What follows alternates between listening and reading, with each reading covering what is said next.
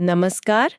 आज हम सूत जी की सुनाई एक बहुत ही प्राचीन कहानी की गहराइयों में उतर रहे हैं। वैद्यनाथेश्वर ज्योतिर्लिंग की कथा। जी हाँ। और हमारे पास जो स्रोत हैं वो बताते हैं कि कैसे ये कहानी राक्षस राज रावण की एक कठोर तपस्या और फिर भगवान शिव से मिले वरदान के इर्द गिर्द घूमती है। तो चलिए शुरू करते हैं। स्रोत बताते हैं कि रावण, जो काफी अभिमानी था, उसने कैलाश पर्वत पर शिवजी को खुश करने के लिए तपस्या शुरू की। बहुत घोर तपस्या। हाँ। और दिलचस्प बात यह है कि जब सामान्य पूजा अर्चना से शिवजी प्रसन्न नहीं हुए तो रावण ने और भी कठिन रास्ता चुना। क्या किया उसने? वो हिमालय के दक्षिण में गया, जंगल में, वहां एक गड्ढा खोदा, अग्नि स्थापित की और हवन करने लगा। और तपस्या भी कैसी, गर्मी में पंचाग्नि तप, मतलब अपने चारों ओर आग और ऊपर सूरज की गर्मी सहना। अच्छा। बारिश में खुले में सोना और सर्दियों में ठंडे पानी के अंदर खड़े रहना। अरे बाप रे, ये तो बहुत ही कठिन तपस्या हुई। जी हाँ, ये उसकी तपस्या की भयंकरता को दिखाता है। और बात यहीं खत्म नहीं हुई। सुनने में आता है कि जब शिवजी फिर भी प्रकट नहीं हुए तो रावण ने अपने सिर काट कर चढ़ाने शुरू कर दिए। हाँ बिल्कुल, एक एक करके उसने अपने 9 सिर काट कर अग्नि में समर्पित कर दिए। 9 सिर? हम्म। ये तो अविश्वसनीय है। यहीं पर शिव जी की भक्तवत्सलता सामने आती है। जैसे ही हाँ। रावण अपना 10वां सिर काटने वाला था, हम्म। ठीक उसी पल शिव जी प्रकट हो गए। अच्छा। उन्होंने रावण के सभी सिरों को फिर से जोड़ दिया, हम्म। एकदम पहले जैसा स्वस्थ कर दिया हम्म। और उसे अतुलनीय बल का वरदान भी दिया। तो रावण को वरदान मिल गया।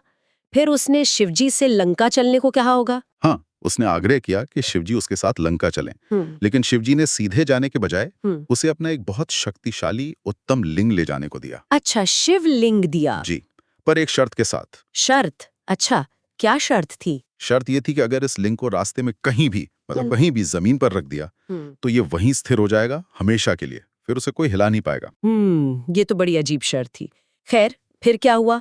रावण लिंग लेके चला? हाँ, वो लिंग लेकर लंका की ओर चला, लेकिन रास्ते में कहते हैं शिव जी की ही माया से रावण को बहुत जोर से मूत्र त्याग की इच्छा हुई। वो उसे रोक नहीं पा रहा था। अच्छा। तो अब लिंग का क्या करता वो? वहीं पास में एक ग्वाला खड़ा था, शायद गाय चरा रहा होगा। रावण ने वो लिंग उसे पकड़ने के लिए दे दिया। ग्वाले को? लेकिन हाँ। लेकिन वो ग्वाला बेचारा उस लिंग का वजन सह नहीं पाया, बहुत भारी था वो परेशान हो गया और जैसे ही एक मुहूर्त बीता, मतलब करीब 48 मिनट, उसने उसे जमीन पर रख दिया। ओहो। रख दिया। हाँ, तो शर्त के अनुसार? बिल्कुल। वो हीरकमय, मतलब हीरे जैसा चमकता हुआ लिंग वहीं अचल हो गया, स्थिर हो गया। और वही स्थान फिर वैद्यनाथेश्वर ज्योतिर्लिंग कहनाया। जी हाँ, वही स्थान तीनों लोकों में वैद्यनाथेश्वर ज्योतिर्लिंग के नाम से प्रसिद्ध हुआ। कहते हैं आज भी उसके दर्शन और पूजन से सारे पाप नष्ट हो जाते हैं। और भोग और मोक्ष दोनों मिलते हैं? बिल्कुल। बाद में तो फिर इंद्र और दूसरे देवता, ऋषि मुनि सब वहां आए। उन्होंने शिवजी की पूजा की और उस लिंग की विधिवत स्थापना की। तो ये तो हुई स्थापना की बात। भक्तों के लिए बड़ा कल्याणकारी स्थान बन गया। हाँ, लेकिन कहानी यही खत्म नहीं होती। रावण का क्या हुआ? हाँ, रावण, वो तो लंका पहुंच गया होगा खाली हाथ। वो लंका लौटा और अपनी सफलता का, अपने बल का खूब बखान करने लगा। ये देखकर देवता थोड़े चिंतित हुए। अच्छा।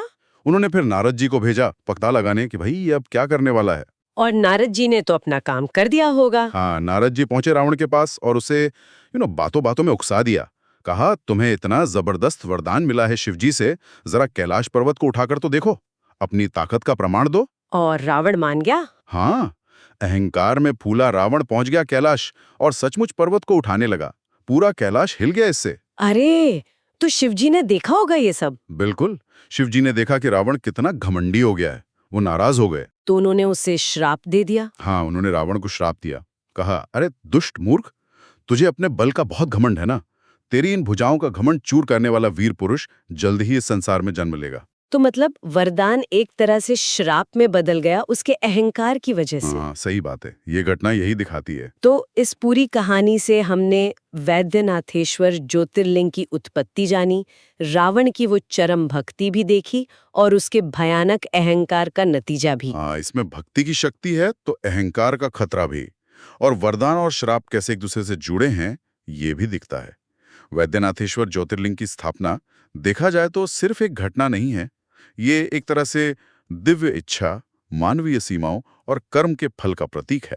आखिर में एक सवाल मेरे मन में आता है, क्या रावण की भक्ति सच्ची थी या वो सिर्फ शक्ति पाने का एक जरिया था उसके लिए? ये एक गहरा सवाल है। शायद दोनों बातें थी। और ये भी कितना अजीब है कि एक ही घटना, मतलब लिंग का जमीन पर रखा जाना, भक्तों के लिए तो इतना कल्याणकारी हुआ, हाँ, और रावण के लिए वो उसके अहंकार के प्रदर्शन का और फिर श्राप का कारण बन गया। बिल्कुल। वैसे इस कथा के बारे में कहा जाता है कि इसे सुनने मात्र से ही पापों का नाश होता है। ये तो है। चलिए, आज के लिए इतना ही। अगली बार फिर मिलेंगे एक और गहरी कहानी के साथ।